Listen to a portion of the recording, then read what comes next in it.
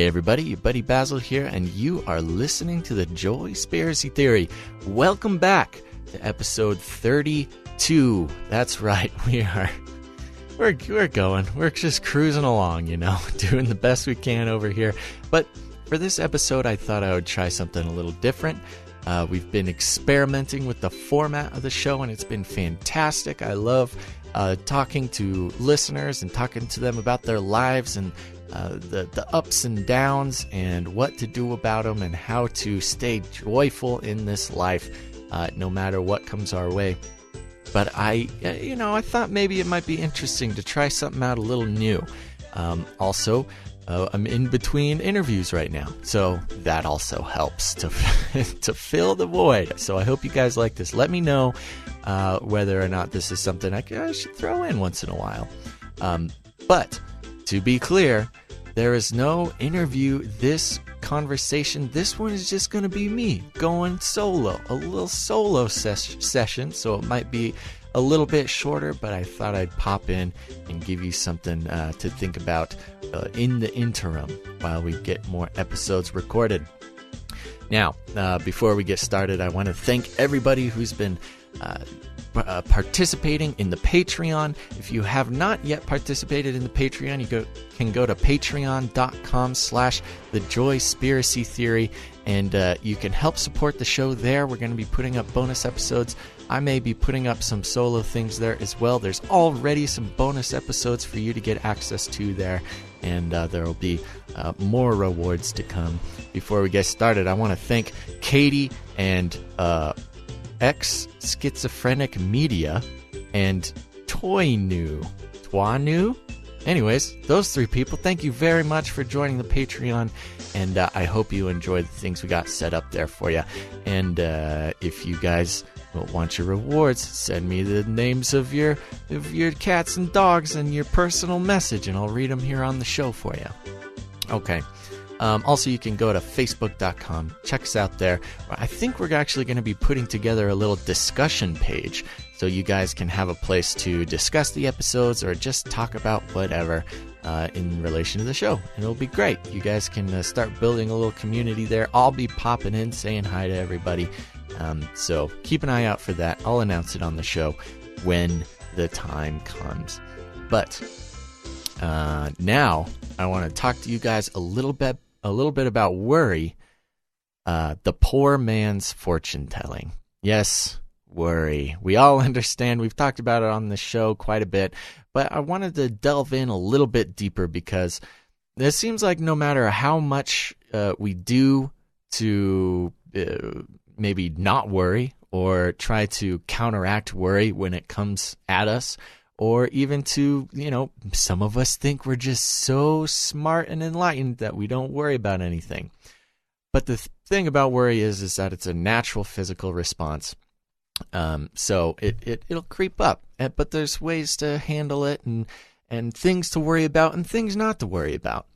Because the problem is that in this world that we've created for ourselves, that we're all participating in, everybody kind of wants us to worry because worry is very profitable. It's monetarily profitable for things like news agencies and online media platforms. It's profitable for people who like to see you suffer. And as much as we don't like to think that there's people who like to see us suffer, sometimes there's just that person who seems to love to make us worry about things. And it's just not needed, and it's a big problem. Also, some people make us worry without even trying to. I mean, you scroll through Facebook, there's a lot of people posting articles and telling about their problems that are going to affect us, and that I don't really understand. But so whether it's your family or your friends or the government or something societal, where our worry is very profitable. So we're going to talk a little bit about that and probably why we don't need to be giving other people reasons to profit off of our mental status. But going back to what I said before, worry, the poor man's fortune telling. And we all know that fortune telling is not a good thing to get into. And I say this because worry inherently is looking into the future and, fantasizing, really, about how things are going to go wrong. I mean, it's so easy to do. We're almost trained to do it now. When something happens, whether it's something you hear in the news or your car makes a funny noise, you automatically start thinking about the worst possible thing that can happen. And that's what triggers this worry response, which in turn will trigger some stress and anxiety and then some physical problems, but we'll get into that a little bit later. But we love to look into the future and fantasize. And I use that word fantasize because we really almost enjoy it. I mean, we don't enjoy it, but it's our natural response because, we are trained to look out for things that can hurt us or that will harm us. It's one of the gifts that we've been given to keep us alive. However, it's gone a little rampant recently. We're showered by speculation all the time. Something happens in the news, or whether it's locally or nationally or globally, or something you hear on Facebook, immediately what starts happening is people start speculating about what this means. They'll start trying to predict the future, trying to give people a heads up about what's going to happen. And that's probably a huge part of why we're trained to start speculating ourselves. Now, some of you out there, you might be thinking, well, Basil, you have two other podcasts besides this one that are basically centered around speculating about the future. And this is true. Canary Cry News Talk. We take some of the news stories relating to the weirder things in the world that you may not have heard, and we talk about what this might mean for the future. That's true. The Canary Cry Radio. Talk about all sorts of things, Bible prophecy, all sorts of scary stuff that come up in the news and in the ancient past, and we look forward as to what that means for the oncoming times. I can say to you, that's exactly why I created this podcast, because it is a very stressful thing. Now, we feel called to make those podcasts, and many people out there listen to those, and we're very grateful to that, and they seem to be very grateful for the shows. But I'm a prime example of why worry can start taking over. I've said it so many times on this show. The reason I created this show is to give a little bit of stress relief from what I talk about on all those other shows. Now, I will say, as a disclaimer, and those of you diehard Canary Cry listeners out there know that we like to put a little positive, well, maybe not positive, but we put a lighter spin on things. We try to keep it moderated, try not to get too crazy, too rambunctious with our speculations. And, we obviously always turn to, the hope that we have and that we've been given in this life, which I think is part of our brand that is very valuable to the genre. And I think a lot of you two think that too. But you're right. I do this. I do speculate. I try not to actually worry about the future now, but I do talk about what effects might come in the future, negative effects. And, I'll have to answer for that when my time comes. But the point of the matter is, do as I say, don't do as I do. So yeah, there you go. And hey, if you have a podcast, I know there's some podcasters out there listening to this that do some speculating. Wonderful. But maybe, and you probably know what I'm talking about. You gotta kind of tamper it a little bit.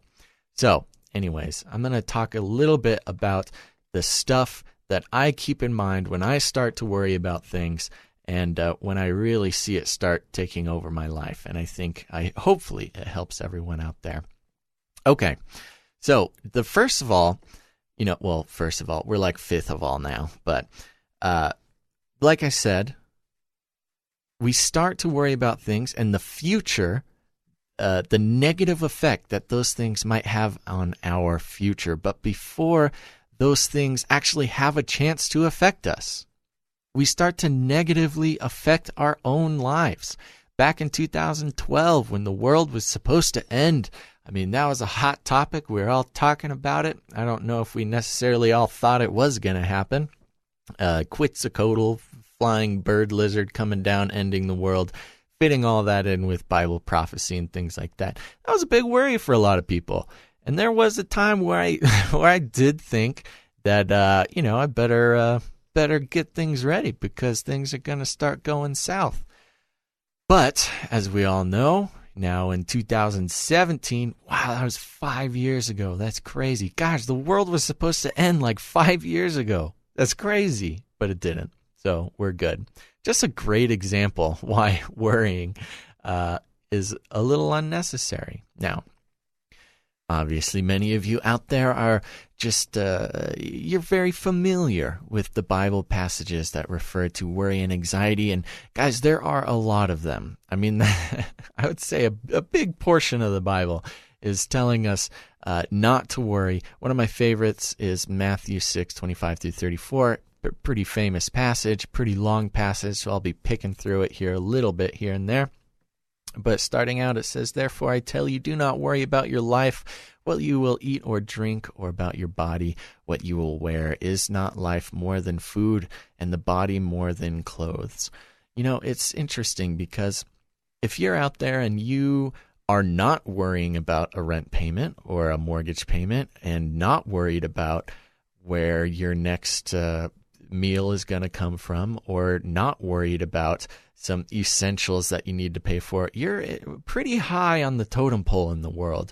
The vast majority of the world is subject to these concerns about, living on the edge, paycheck to paycheck, trying to figure out where the next rent payment's going to come from, where the next meal's going to come from. And if that's not you, you certainly count yourself lucky. Now, I've been on both sides of the aisle. I've spent all day worrying about how I'm going to pay a bill, and I've been blessed enough to not have to worry so much about that. Those of you out there, you know that's just sort of how life goes. Money comes and goes. But what doesn't go is the provision of the Lord. This goes on. "Look at the birds of the air. They do not sow or reap or stow away in barns, and yet your heavenly Father feeds them. Are you not much more valuable than they? Can any one of you, by worrying, add a single hour to your life?" So what he's talking about here is, the birds of the air, they do not sow or reap or stow away in barns. They don't collect seed for the wintertime. They don't have to make their own clothes or anything. The Lord provides all of that. And can any one of you, by worrying, add a single hour to your life? Certainly, paying the rent and getting food on the table are concerns of our life. And there comes a point where you just have to trust that the Lord is going to provide for you. But worrying, does worrying add a single hour to your life? Can you make your life longer by worrying? Some of you might say, well, yeah, of course, because if I worry about getting hit by a bus all the time, then I won't get hit by a bus. Well, that's true. You may not get hit by a bus if you're keeping a keen eye out for buses. But at the same time, I got some info here from WebMD. I don't recommend anybody go there and try to diagnose yourself, but they've got some great medical information on worry and what it does to your body. In the midst of excessive worrying, you may suffer from high anxiety. Now, the anxiety is certainly something that is tied directly with worry, and anxiety is actually the physical response to worry. Even panic.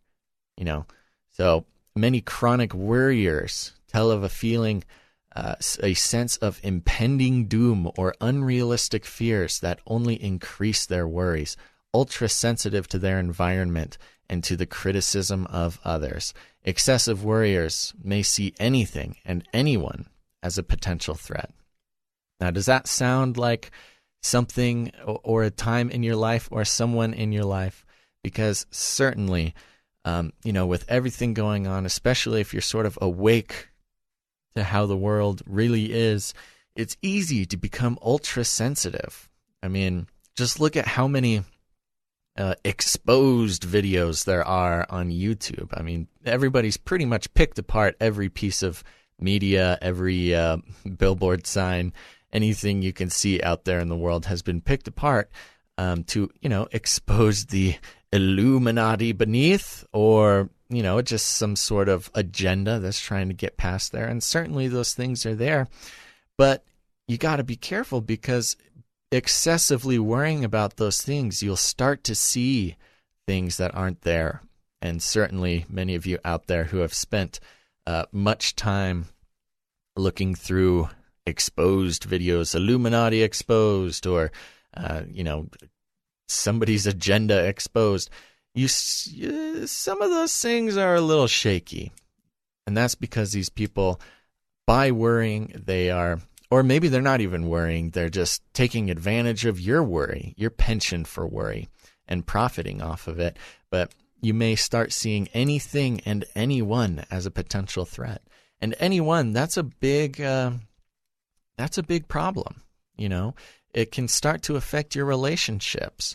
If you start to maybe see or hear things from your friends or your family that worry you, it's going to start wreaking havoc on your relationships. And really, those relationships are the things that we're called to foster and take good care of and express empathy and love to those around us. And worrying is just going to cause a rift in that. If we're sitting around thinking about what that person said or what they didn't say, or that person hasn't called you recently, or whatever it is. Maybe they posted something on Facebook that you didn't quite agree with.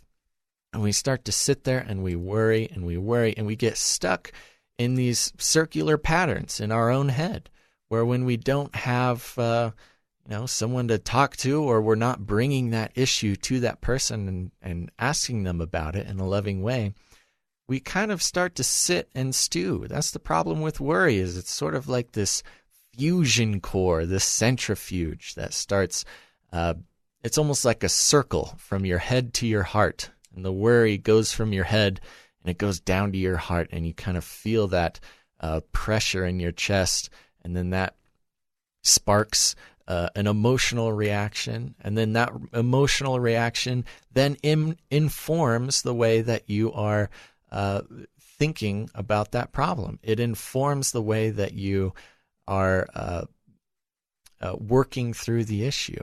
So if your heart goes into a worrisome state, you'll start thinking about the information that you have, the thing they did say, and it will inform how you look at that, and you'll become more sensitive, and you start picking out even more negative things to what that person said. And then that sends it back down to your heart, and it comes into this sort of tornado of negativity. And you can be sitting in your chair with nobody around thinking about this thing, and it kind of turns into this perfect storm of negativity in your life that's only going to affect you negatively, and sometimes even physically negatively. Chronic worrying can affect your daily life so much that it may interfere with your appetite, lifestyle habits, relationships, sleep, and job performance. Many people who worry excessively are so anxiety-ridden that they seek relief in harmful lifestyle habits like overeating or cigarette smoking or using alcohol or drugs. I mean, we try to find a rest from this anxiety, and unfortunately, we may turn to unhealthy habits to do so. And when your body starts feeling unhealthy, that just starts, again, like I said, sending the whole cycle into a tailspin. And chronic worry and emotional stress can trigger all sorts of health problems. Depending on, the problem occurs when fight or flight is triggered on a daily basis by excessive worrying and anxiety. The fight or flight response causes the body's nervous system to release stress hormones like cortisol. And these hormones can boost your blood sugar Sorry, now I'm trying to read this. These hormones can boost your blood sugar levels and triglycerides, which are fats in your blood. And those are the things that are supposed to be used for body or for your fuel for your body. And the hormones that are released, they can cause all sorts of bad things. Here we go, WebMD. This is why you don't. This is why you don't try to. If we're talking about not worrying, don't go to WebMD. Again, do as I say, not as I do. But this chronic worrying can create difficulty swallowing, dizziness, dry mouth, fast heartbeat, fatigue, definitely, headaches, inability to concentrate, absolutely, irritability, absolutely, muscle aches, muscle tension, nausea, nervous energy, rapid breathing, shortness of breath, sweating. Yeah, well, all sorts of things cause sweating, but if you're going to sweat, you might as well sweat for a good reason, not worrying. And included in that list are trembling and twitching. And when the excessive fuel in the blood isn't used for physical activities, the chronic anxiety and outpouring of stress hormones can have serious physical consequences, like the suppression of your immune system, digestive disorders, muscle tension, short-term memory loss, premature coronary artery disease, and heart attack. Yikes. Yeah, that got intense. But the good news is this. Worry is a reaction that can get triggered by any sort of external sensory thing, whether it's something you read, something you hear, something that you see, or even something inside of you. You start to worry about your own future. Am I going to get sick? Am I going to, run out of money? Am I going to be alone the rest of my life? Well, the good news is that whether we have control over our own thoughts and emotions. And this is something I think that a lot of people haven't taken into consideration. Luckily on this show, if you've been listening to this show for any period of time, we really like to stress that you have control over your own body and mind. I knew somebody a long time ago who was very good at worrying. They were very good at worrying about things. They were very good at seeing the worst possible outcome. And the worst part about this person, and what eventually led to us not being friends anymore, was that they genuinely thought that they did not have control over their own thoughts or emotions. They thought that thoughts and emotions were things that happened to them, and they were just kind of left to react to. And, this is kind of the easy way out. It's not easy. It's probably the hardest way to live your life, but it takes away a lot of responsibility. And what we need to start thinking about doing is taking responsibility for our own inner lives. And when you start doing this is where you're going to find a lot of the peace and a lot of the joy and a lot of the coping mechanisms that'll get you through the day, especially if you're a chronic worrier. Now, this isn't going to happen overnight, but we're going to talk a little bit about this process. We talk a lot. Mike Davis, a local celebrity here on this show, we talk a lot about emotional intelligence. And that simply starts, it sounds fancy, but really it simply starts with stopping and identifying the emotions that you're having. And this is the same thing with worry. If you get caught, if you find yourself in a cycle, where you're worrying about the future, you're feeling that anxiety, maybe you feel the heavy breathing coming on or that pressure in your chest, the number one thing to do is just stop and say to yourself, I am worrying. Identify it. I am very worried right now. I am having a worry response to some information that I have. And the great thing about identifying it is it's no longer a ghost that's haunting you.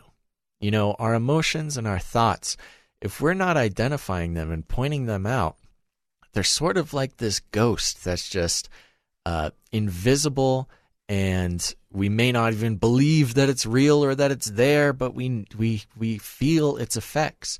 But when you point it out, you identify the negative, the enemy, basically. You identify the enemy, and then that gives you the opportunity to take action against it. Now, the number 2 thing is you're going to have to decide that you want to do something about it, okay? You identify what you're feeling, whether it's anger or worry or anxiety, and then you got to decide that you're going to do what you're going to do about it. You know, they talk a lot about this concept in alcohol recovery programs. The first thing to do is identify the problem. The second thing to do is to make a conscious choice that you want to make a change in the problem. Now, if it works for alcoholics and drug addicts, why can't it work for worry? Well, it does. It absolutely does. I can tell you because I do it. You identify what's going on. You stop. You say, I am worrying right now, and that is bad, and I want to stop worrying. There you go. You took steps 1 and 2, and that's great. So if right now, actually, if there's something that you've been worrying about, whether it's something big like a nuclear explosion from North Korea, maybe something a little more local like how you're going to pay your rent, or even, maybe you have some questions about your own identity, or, if you're good enough, or if you have the strength to achieve something that you want to do. You got to realize, A, that you are worrying. And it's okay. You don't need to be bad to yourself about it. You're not here to punish yourself for worrying. You just need to identify it. Then you have to make a conscious choice to say that you are going to work against this impulse to worry. Okay, we're going to take intentional steps to dig ourselves out of this hole. Okay, all right, I'll give you a second to do that. All right, very good job. All right, now that we're on the same page here, like I said, being conscious of your worries is number 1, identifying it. Now, here's the thing. The best way that I've found to stop worrying is not to punish myself for worrying. It's just to give myself a time limit on worrying, on letting that anxiety take over, okay? Because it's a totally natural thing to feel, and we don't want to punish ourselves for it because that's just going to cause more negative things to happen. You really just want to give yourself a time limit. Maybe it's 5 minutes. Maybe it's 60 seconds. Maybe it's 15 minutes. Now, don't give yourself too much time. What I like to do is I set a timer for just 60 seconds. And I set that timer and I just let it go. And then I just worry as hard as I can for 60 seconds. I mean, I'll just let it run rampant. And the reason I set a timer is because then the timer goes off. And there's this loud noise coming from my phone that says, okay, it's time to stop. Snap out of it. And then you snap out of it. And then you start thinking about all the good ways that it could end up, that the situation could resolve. Okay, you say, well, North Korea is sending missiles, and they're testing missiles, and they say that they can reach America. Okay, for 60 seconds, we go, all right, actually, let's just take time to do it. Maybe this may not be the most entertaining episode, but at least maybe we can get some work done here. All right, so we're going to take let's do 30 seconds, the most excruciating 30 seconds of dead air ever to be put on a podcast. And we're going to take the time to really think about the thing that we're worrying about, and then we're going to snap out of it, okay? Here we go, and go.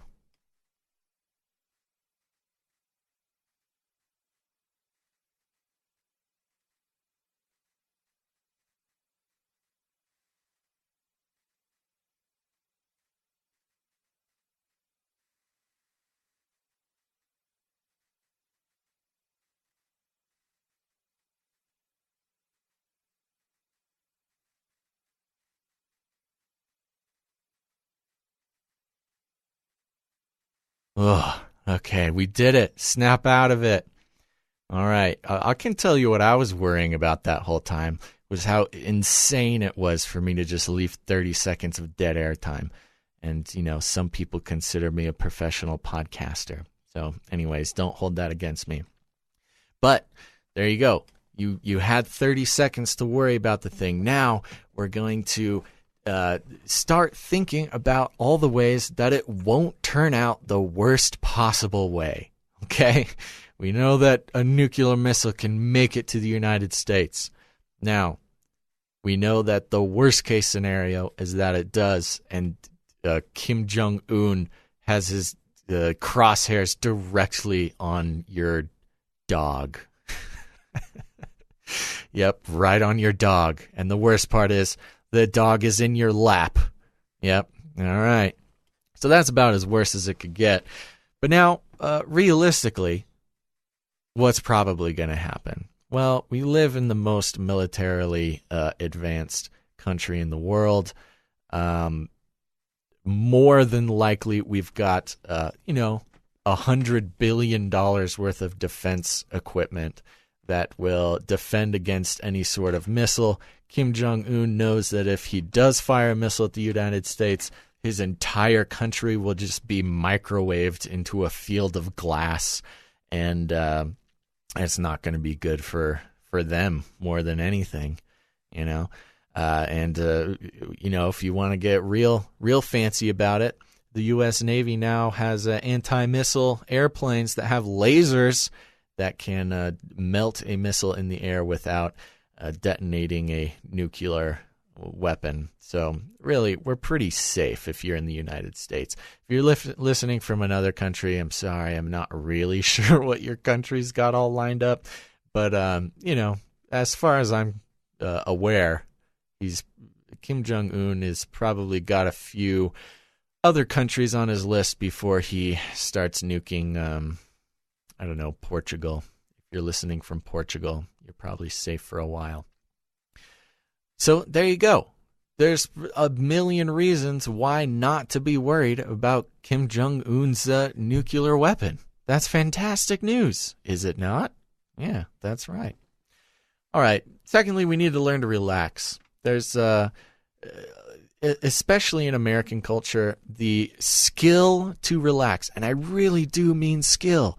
Those of you out there who are listening who know me in real life, I absolutely, and I know it sounds kind of funny, but I absolutely consider relaxation a skill. Because we all know people who cannot relax if their life depended on it, right? Maybe that's you. I mean, if you're listening to this show, there's a good chance that you are a reforming anti-relaxer. And, relaxation techniques can trigger relaxation response. Relaxation response is an actual scientific term. It's a psychological state characterized by a feeling of warmth and quiet mental alertness. Okay? It's not, a lot of us, we say, we have a couple beers to relax. I don't know why I got to use that. That's my beer voice, apparently. A couple beers to relax, which is fine, but the actual psychological relaxation response is a feeling of warmth and mental alertness. And this is the opposite of the fight or flight response. Relaxation techniques can offer a real potential to reduce anxiety and worries, and they can also increase your ability to self-manage stress. With relaxation, blood flow to the brain increases and brain waves shift from an alert beta rhythm to a relaxed alpha rhythm. See, that sounds nice. Alpha rhythm. And this can be, a number of things. A lot of people use their prayer time as a relaxation time.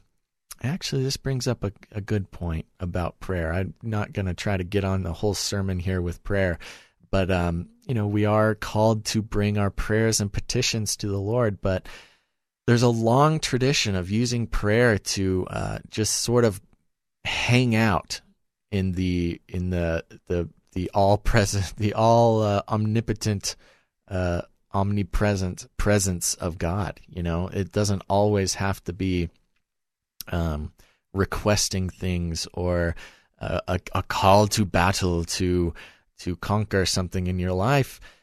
Just sitting quietly in an attitude of thankfulness and praise can really activate this relaxation. And it really helps get your mind off a lot of the bad things.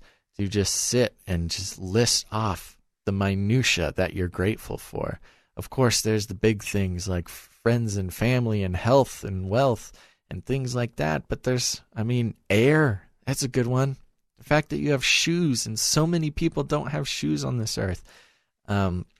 Really just running down the list. You can spend a lot of time simply being grateful for things. That's why I like to start out all the interviews on this show with gratefulness, because it really is a way to set the mood in your life and hopefully begin to activate your relaxation response.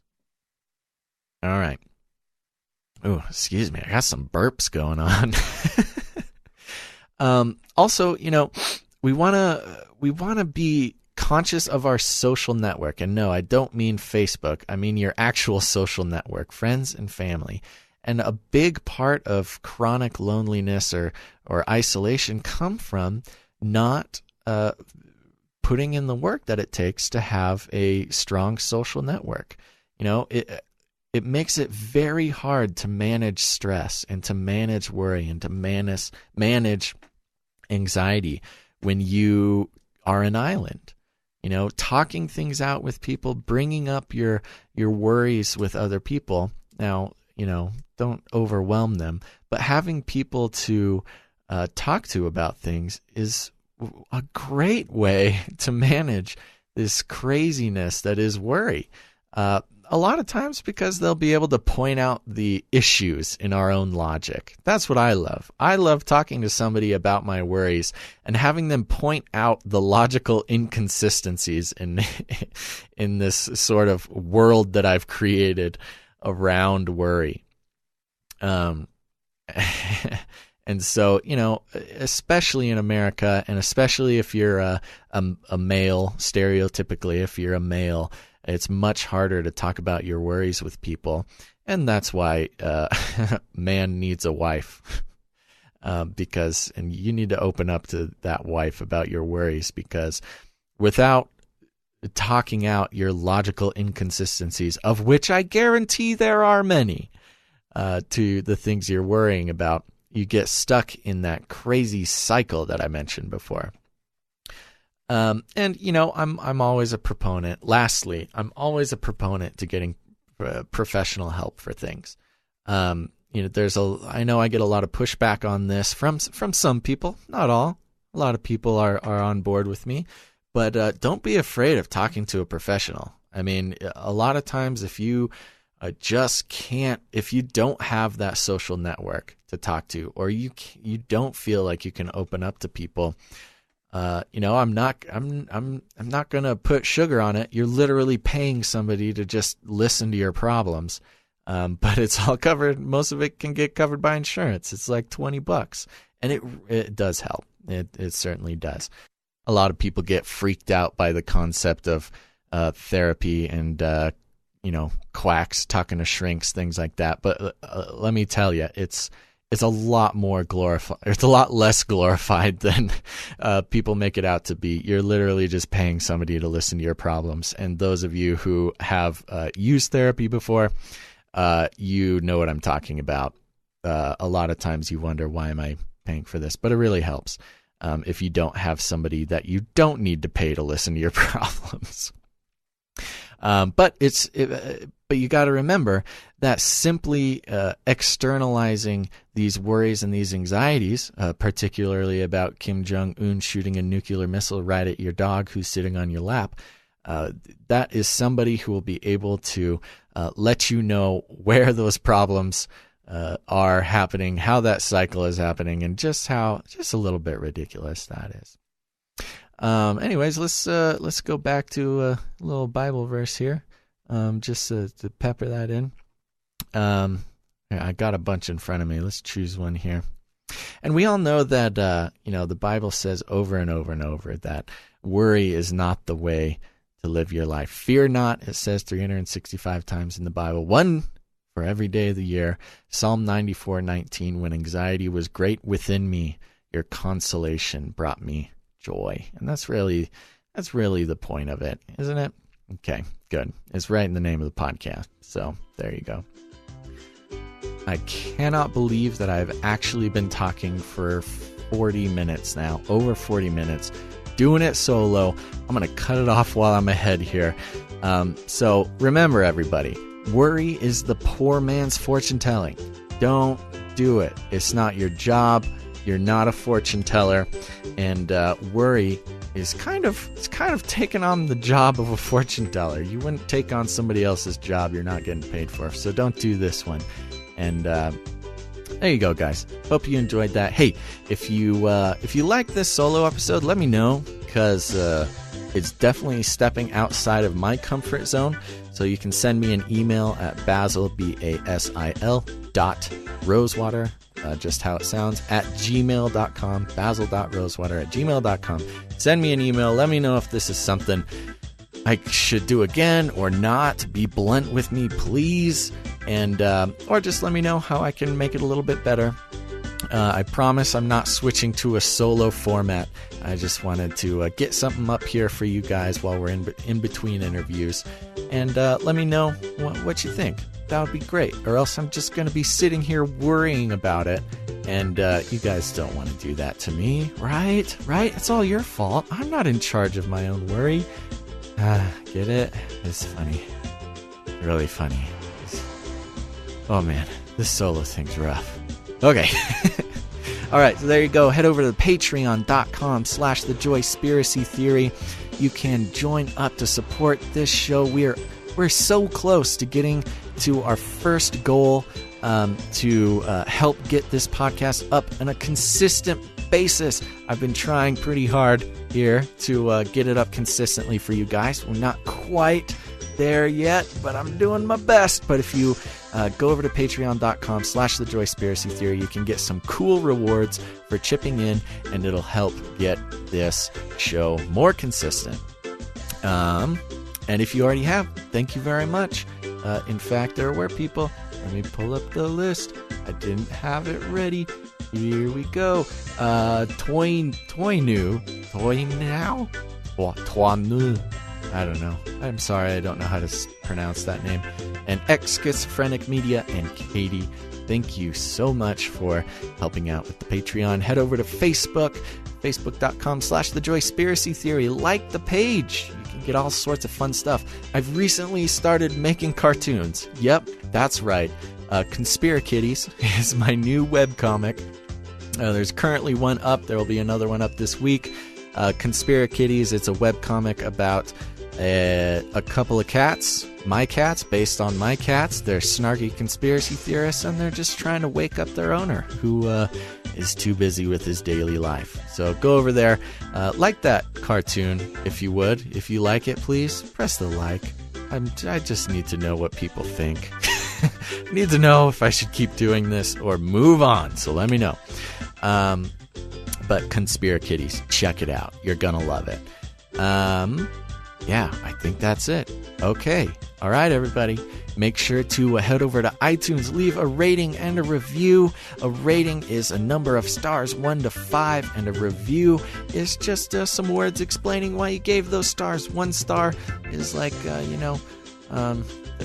listened to the Joyspiracy theory, and I was just racked with worry, and my heart exploded because I thought too much about Kim Jong-un nuking my dog. And 5 stars is, you know what? I was once worried about Kim Jong-un nuking my dog, but now I'm not, because the Joyspiracy theory is so great. And the review would just be explaining that to everybody. So thank you very much. Oh, and just a reminder, if you go to thejoyspiracytheory.com, which is now back up, I had a change in credit card information, so it canceled the website for a second, but thejoyspiracytheory.com is back up. Yes, you can find all the podcast episodes there. as well as a send voicemail option. A little tab will be on the homepage there. You click that tab and you can leave me a voicemail. You can just say hi. You can leave me a tagline for the end of the show because I apparently can't think of one. Or you can sing me a little song. That's cool. All sorts of cool stuff. And you might even hear it on the show. So please, please, please go to thejoyspiracytheory.com. That's thejoyspiracytheory.com. And leave me a voicemail message. All right, everybody. Make sure to tune in next time to the Joyspiracy Theory. But until you do, don't let Kim Jong-un nuke your dog.